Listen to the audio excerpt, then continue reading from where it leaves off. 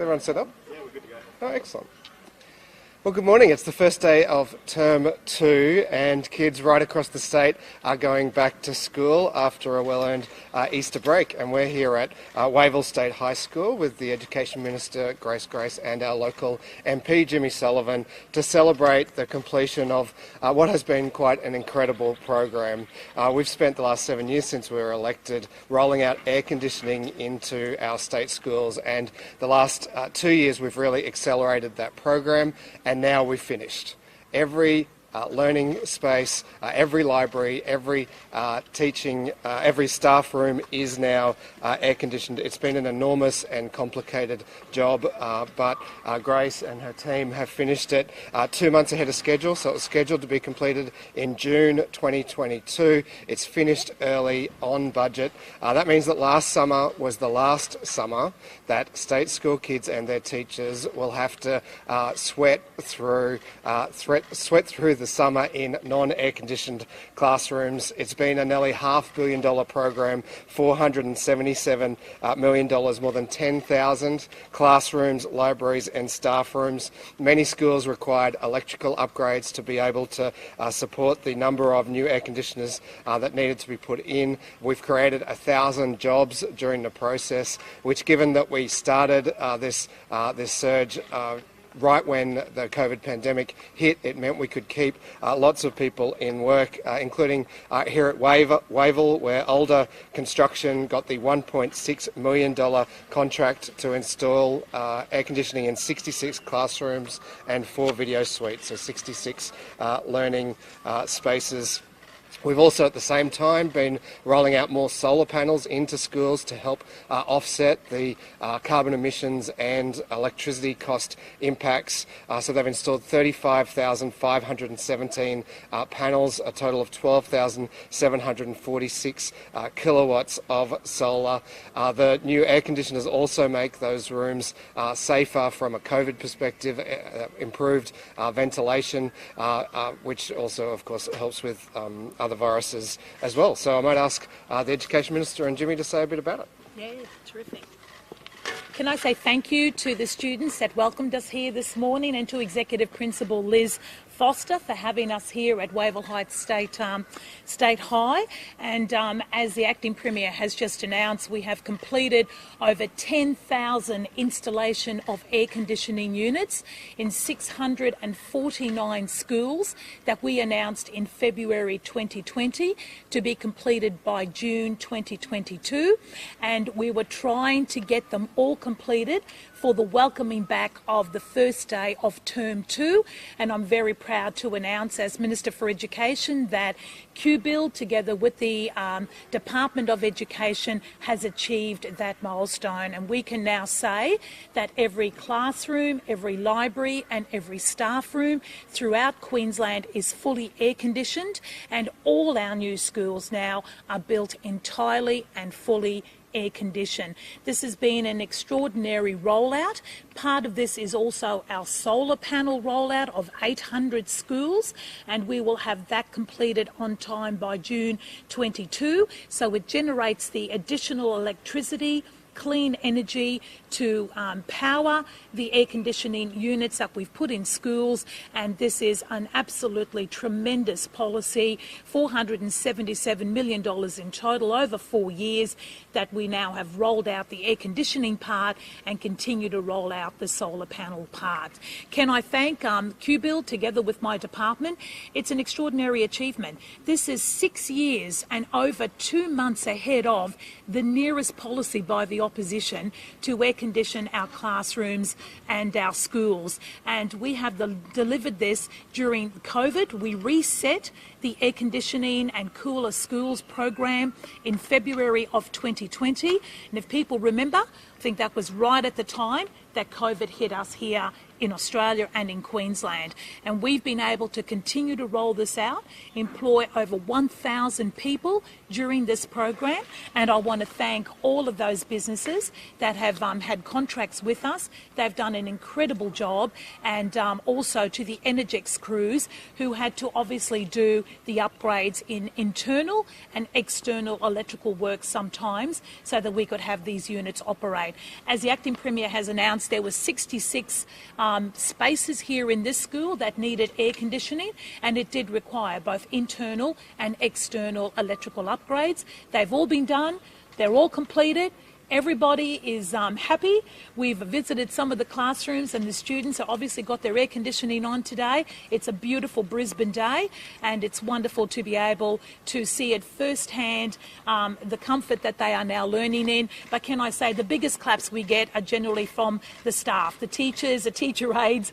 They absolutely love the cooler classrooms in which they're working in, and this is an incredible achievement. I know that other states have tried to do this and they're nowhere near completed. I think we're about one of the first states in Australia to be able to achieve this. It's an incredible outcome, and I'm very proud as Minister for Education to be able to stand here with the Acting Premier, with the local member, Jimmy Sullivan, and of course with the staff and the Executive Principal here at Wavell Heights and the students State High School. Can I also welcome back the 6 very severely flood-affected schools are all open in Term 2, another extraordinary effort over the 6 weeks. Some of these sites, some of these schools, and I visited them all, they were like construction sites.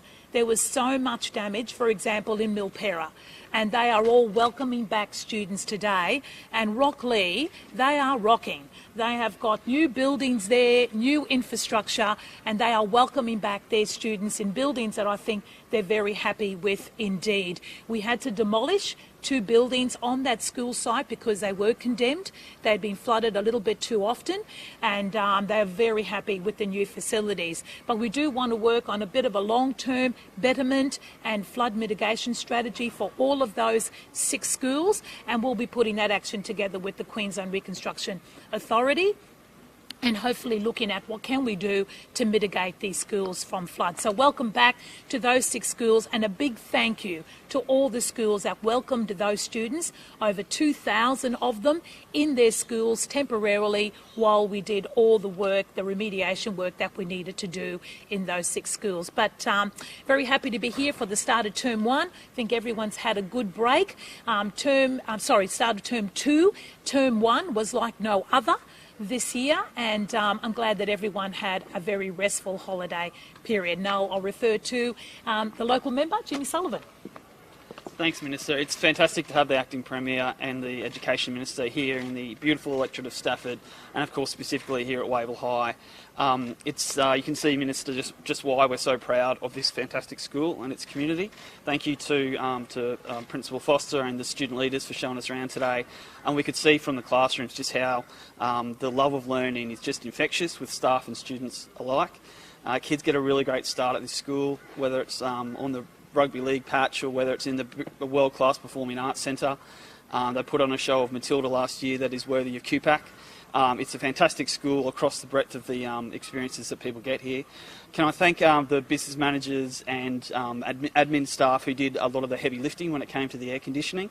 This is a well-established school. It's far from a greenfield site. It was established in 1959, so retrofitting all of that electrical work added complications. So thank you both to Liz Foster, the principal, and also to Jeff Major, who was principal for about 14 years, till about this time last year. So over that period, a lot of hard work had to get done, and it's so wonderful to be here with the Acting Premier and the Minister to say that, like this school, all of Queensland can now enjoy that air conditioning, both for the classrooms and teaching spaces and for the staff rooms and libraries. It's fantastic. It's, as I said, it's infectious walking around, seeing the love of learning that this school provides, and creating that cooler, calmer environment is part of that service that we provide for our kids. Thanks very much. and Executive Principal Liz Foster, just to say a couple of words. Thank you very much, Minister. I'm obviously delighted to have our visitors here as we start Term 2 today.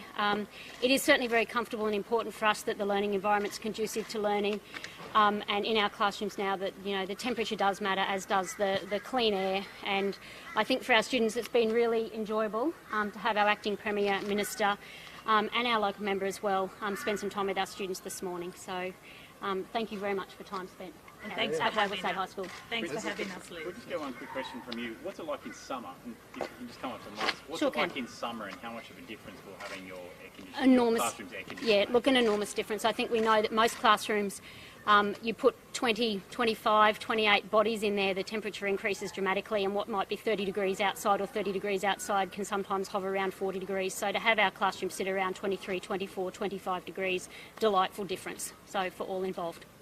Yeah, no worries. Well done. Thank you very much, Nailed it. Executive Principal. Thank you. Any questions? Are there like rules for when they can use the air conditioning? Does it have to be at a, they can just use it Anytime. whenever? Is there any concerns around what it's going to do with power bills? Isn't this going to be really expensive? I'll take that.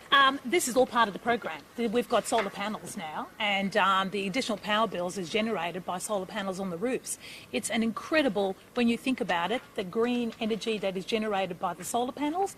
It helps power the additional air conditioning.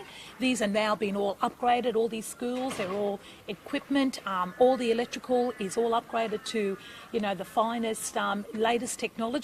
And this is why this is such a win-win program. We've got solar panels generating the power to power the air conditioners, and it's just absolutely a terrific combination of green energy and air conditioning in schools, because they're used when the sun is shining, and when it's not, schools are out. So it's a fantastic investment in the future, not only of our schools, and of course, can I take the opportunity to also thank all the P&Cs who did a wonderful job also helping to air condition classrooms during the period, but they never have to put their hand in their pocket again. Our budget includes a repair bill. We've got a program to replace old air conditioners units. This is all part of our budget annually, where we will maintain, replace and repair units as necessary. And so P&Cs, thank you so much for your efforts in the past, but you never have to put your hand in your pocket again to air condition another classroom, staff room or library in the state. But the solar panels isn't finished rolling out. Are there more solar panels? Yes, the solar panels is to come. It's largely completed. It was about an over 800 school program. We've got till the end of June, and we are rolling that out. And the beautiful thing about all of this is that it's on budget, but the air conditioner is ahead of time, over 2.5 months ahead of time, which is wonderful. 6 years ahead of time if you take the policy of the opposition. But the solar panels, because we're doing that right throughout the state, in some of the regional remote areas, it's a bit difficult to get them done, but we're on time and on schedule to get them done by June 22. And so just to clarify, you plan to have solar panels on every school that has air conditioning? Basically, every school that will have air conditioning. We've got 1,258 schools. Most of them have got some sort of solar paneling on there, but the program gave additional funds towards making sure that we have a much extended program. So it's just amazing. Very, very good. By that, do you mean you want more solar panels on the roof? Oh, we'd love heaps more, yes. And we will continue to upgrade, repair and make sure that we do that as well. But no, this was all part of the $477 million 4-year program to solar panel the remaining 800 schools and to obviously air condition every classroom, staff room and library in the state. And we've achieved it ahead of schedule. And there was some vision yesterday of parents preparing to camp out overnight ahead of, I guess, out of catchment enrolments opening. What's your response to the effort some parents are going to? Well, I guess I congratulate them on their effort. State schools are great schools and they are speaking with their feet. And for parents to want to camp to go to a particular state school is, I think, an endorsement of the great education program we have here in this state. I probably would say they don't need to do that, but if parents feel they need to do that to get an out of catchment place, because obviously in catchment we accommodate every single student. If they for some reason want to put their name down on an out of catchment, I congratulate them on a fine choice. But I don't know whether I would do it as a parent, but congratulate them for those who want to do it. But schools, around this state school or non-government schools are excellent schools, and I commend them for their choice. When we talk about those 6 schools that are finally returning, when you talk about the flood mitigation and those moves to look at future-proofing them, would that potentially mean some schools would move to different areas, or what are we talking about? I think everything is on the table. It would be very difficult to move all of those schools. At the moment, we are welcoming them back all on site, but largely it's about new buildings. How do we flood mitigate them? We built a beautiful new building at Milton State School, for example, that got flooded very severely, and there was impact on other buildings, but the new building was built with the purpose to flood mitigate way above the flood level. It was only the undercroft area, replacement of some coverings, artificial grass, cleaning it out, decontaminating that needed to be done for the new building, but it remained intact. They're the kind of things that we're looking at. But of course, everything needs to be on the table as far as how best can we accommodate these schools and make sure that we get them flood mitigated and able to withstand future impacts should that happen into the future. Minister, can I get your reaction to the tragedy in the Clayfield house fire? The Ascot school, how are they being supported? Yeah, look, obviously the school is supported. The department, does a very good job with rapid going in there to support the school. It's a tragedy. I got goosebumps when you were asking me the question about it. As a parent, I couldn't imagine it's your worst nightmare. And to the family and to all the friends, my sincere condolences, but the department will be at that school and putting in place any assistance that the school community requires. We don't only just do the students, we do the whole of the school community, because school communities are often bigger than just the staff and the students at the school. But a terrible tragedy, and my deepest condolences to the family and friends. Minister, can you explain why the government is ignoring calls from the Queensland Human Rights Commissioner for a wider inquiry into the higher suspension rates among vulnerable students? I don't think we're ignoring that. I think we are in the middle of reviewing that. That's been on the review table for quite some time. If you come into my ministerial boardroom after the election, I put a list of things that we needed to review, and the top of the list was that particular matter. These reviews are done every few years. It's a different review, Jack. Yes, we are really looking deeply into this, and we've been working on this for quite some time. We will work with the Human Rights Commission and anyone. I must admit, I've been quoted as saying I had concerns about some of the higher suspension rates, particularly in relation to our younger primary school children. This has been on my board in the ministerial room for quite some time. We are diving very deeply into this matter, and we've started this work well over 12 months ago. Why have a parliamentary inquiry so that it's more public, so people can hear other people's stories and submissions can be made? I think at the moment we want to do the deep dive about what exactly is happening in the schools and to really understand the impact and what is occurring before we go wider. Will you consider a parliamentary inquiry? I think we always consider everything. At this stage we're not there yet, but hopefully we'll be there soon. We had a meeting just last week about this matter, Jack, and we talked about exactly where we were at, and the deep dive is nearly at its finality. Can you just explain some of the changes that might be considered or some of the issues that are being looked at? Look, that's a good question. Some of the changes are the Act is being reviewed at the moment, so delegation powers under the Act in relation to those matters, do they stay the same? Do we consider alternatives? And then obviously just getting into the deep dive, what is occurring? Why is it occurring? Are there issues in particular areas, and how do we address them? So all of those things will be looked at in depth. Thank you. Okay, thank you. But Jack, we started ages ago. Don't you want every 3 years? Big dive every